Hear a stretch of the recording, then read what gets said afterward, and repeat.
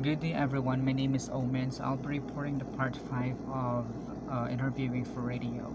Let's start with using notes. Preparing and writing out questions while planning an interview are useful, but reading the questions during the interview can pose problems. Number one, eye contact is lost.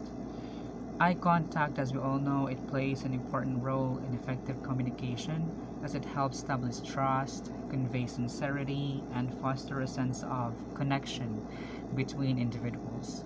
When eye contact is limited, it may be more difficult for the interviewer to gauge the interviewer's reactions, maintain their attention, or build rapport.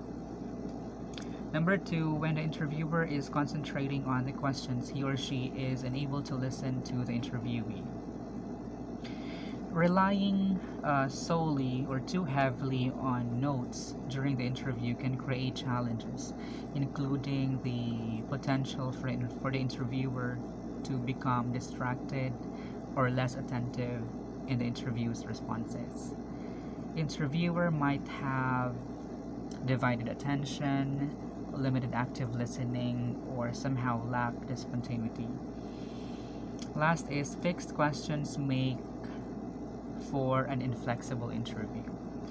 When the interviewer strictly follows a predetermined set of questions, there is a risk that important topics or areas of interest may be overlooked. They may also miss opportunities to explore these new avenues, for example, a follow up on interesting points raised by the interviewee. So, if ever you intend to use notes, use them sparingly. One good practice is to make brief notes or headings of important points only. Next is winding the interview. In winding the interview, we should avoid saying, "and finally," or "this is my final question." Because avoiding the phrase "and finally," the interviewer leaves open the possibility of asking additional questions or exploring new angles before concluding the interview. This allows for a more fluid and adaptable conversation. And some phrases may serve as wind-up signals if necessary. For example, "isang bagay lang po," briefly discuss something, and something like that.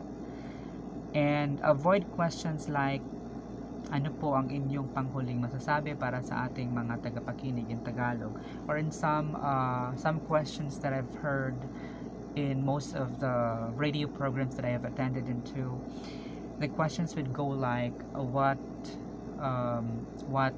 message can you give to the audience or to the listeners, something like that. If ever that the interviewee is kind of a talkative and makes like a 10-minute or 20-minute final discourse, it would give you a lot of problem. Now, your interviewer should have, or your interview should have a strong finish. That is, end with a bang and not with a whimper. It should end in a way that gives the whole performance a bold and empathetic full stop. Now, let's talk about the reminders for conducting radio interview. About the approach, there are three parties to the interview. We have the interviewer, the person asking the question. We have the interviewee, the one answering those questions, and the listeners, or they are the one listening to the whole process. The listeners who are not physically present in the interview are considered as the most important party.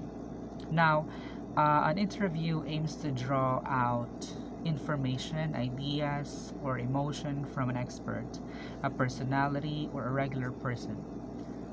It is not a discussion, so therefore, the interviewer should not get drawn into answering questions which the interviewer may put him or her. The interviewer is not there to argue, or to agree, or to disagree. He or she is there to ask questions. An interview is expected to be spontaneous. Any hint of it's being rehearsed or scripted spoils the whole program material. We have to understand that that the success of a radio interview is often measured by its impact on the listeners. By considering the needs, expectations, and preferences of the audience, radio programs can deliver content that is relevant, engaging, valuable, ensuring a positive and meaningful experience for the listeners who are not physically present during the interview. About making a good interview. Now, whether it is with a scientist, a man on the street, an outstanding farmer, a movie personality, let's say a business tycoon, the following are the virtues of a good interview. First, the purpose is clear. The interviewer is guided with the specific information he or she aims to get from the interviewee. Next, there is a preparation and research, no matter how short the time allowed. Tapes and fully charged batteries are on hand. Enough of the basic information regarding the topic and the interviewee has been obtained.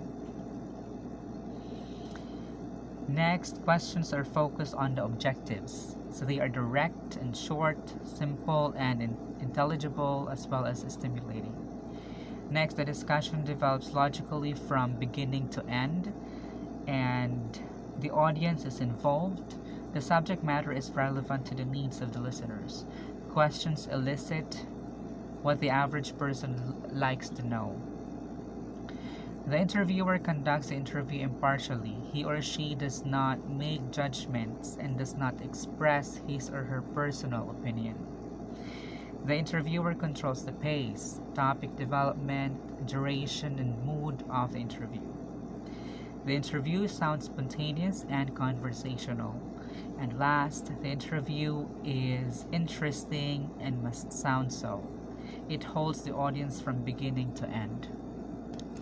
So I think that is all about my report. Thank you so much for watching and listening to my report. You have a good one. Bye.